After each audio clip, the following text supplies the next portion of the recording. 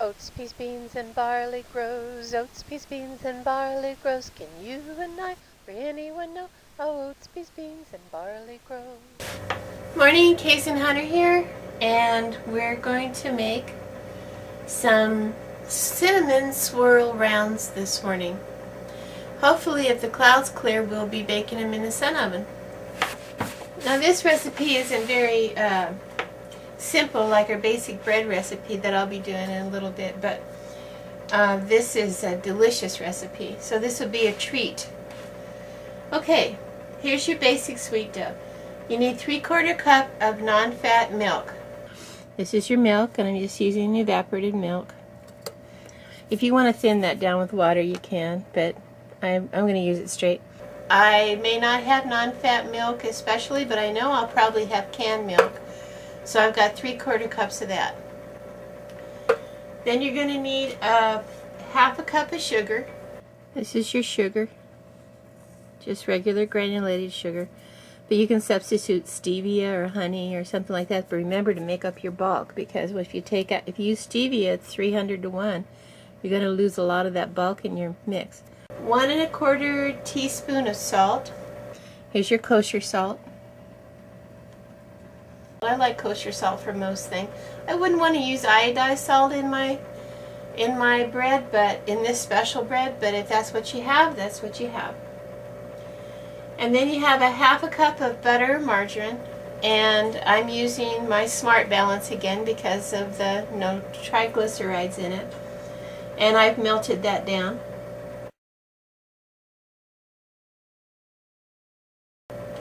And then 2 packages of active dry yeast, and I use bulk yeast because I buy in bulk, so I substituted out the appropriate amount for that. And I put in about 1/2 packet more, and I'll explain why later.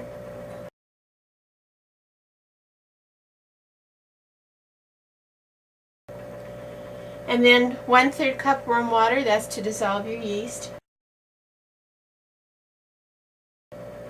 And the warm water should be at 105 degrees to 115 degrees Fahrenheit, not too hot, not too cold. Because your yeast are live, you don't want to kill the little buggers. And then 3 eggs, and I have, for fun, I picked out a white, a green, and a brown egg today. The brown, the white, and the green. And no, they're not any different nutritionally. And then your flour, and the recipe calls for 5½ to 6½ cups of all-purpose flour. Using your unbleached all-purpose flour, because that's what I have today. And I've made a well in the middle of it to put my ingredients.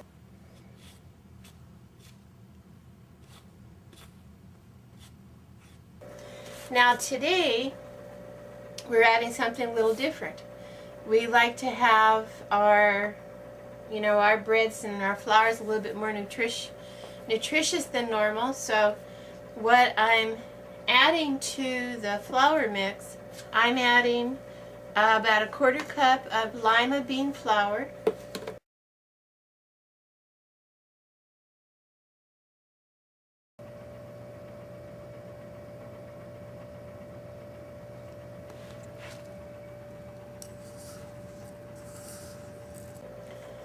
And I'm adding 1/4 cup of millet flour.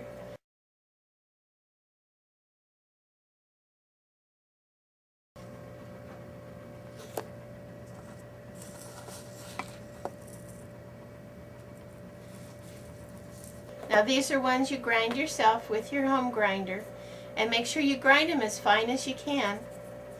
And then I'm adding 1/2 cup of the very versatile instant rolled oats.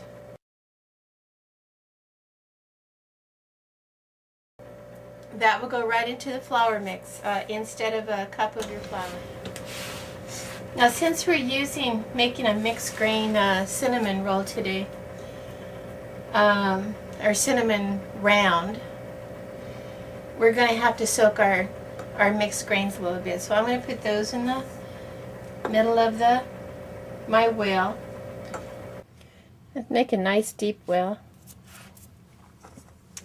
And in go your mixed grains. That was the lima bean. And now comes the millet. And your instant oats. Okay, mix those up a little bit right inside the well. Now those have got to soak up with some liquid.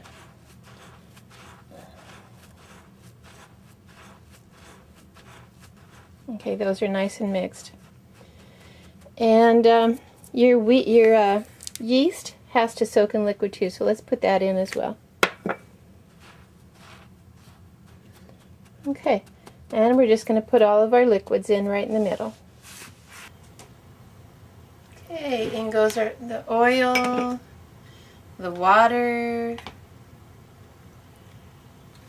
the eggs,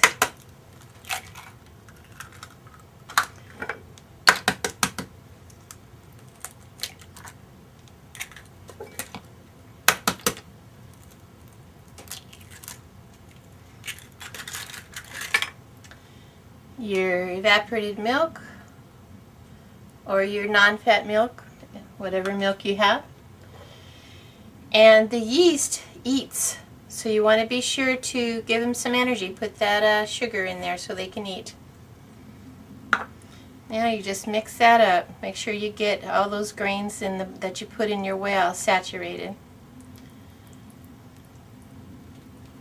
Make sure you dig all the way down to the bottom of your well and get all of those oats and the millet and whatever grain you happen to use today, nice and soggy. You may have to add a little more liquid. If you watch the, I believe it was the pancake episode, where it talked about soaking your grains for a half hour prior, 20 minutes, half hour prior to putting it in the regular dough. You know that sometimes you have to add a little more liquid depending on how dry your grain is. And your grain gets drier, your beans get drier the longer they set in your storage. So you have to be the educated cook and compensate for that by feel, by touch, by experience. In other words, you got to do this. And boy, after you taste the wonderful cinnamon round that comes out of this, you'll be wanting to do this as often as your stores will allow. Okay, that's good. Let's let that sit and soak up the grain for a little bit. Soak up the liquid for a little bit. Make those grains nice and soft. You don't want crunchy grains in your cinnamon round. Okay, after about 15 minutes, 20 minutes or so, enough to get those grains soaked up. It may soak up faster. I want to add my salt at the end. Sprinkle it around. And I want to incorporate that with the flour a little bit at a time into my wet puddle in the middle. This isn't really kneading the dough yet, just mixing, but it can certainly count toward that because you are in there mixing. Just incorporate a little bit at a time, break it up with your fingers, make sure you get everything mixed in. This gives you Play-Doh hand, but that's half the fun.